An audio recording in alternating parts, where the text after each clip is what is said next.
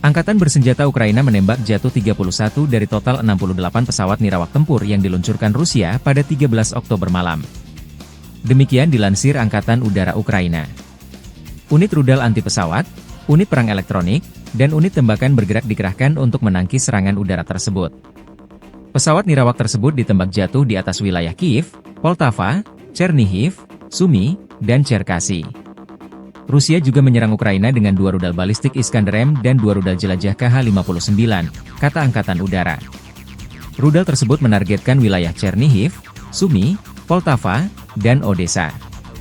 Serangan pesawat nirawak merupakan kejadian sehari-hari di Ukraina, yang memengaruhi berbagai wilayah di seluruh negeri. Konflik Rusia dan Ukraina memasuki hari ke-964, belum ada tanda-tanda perdamaian dua kubu. Download Tribun X sekarang, menghadirkan lokal menjadi Indonesia.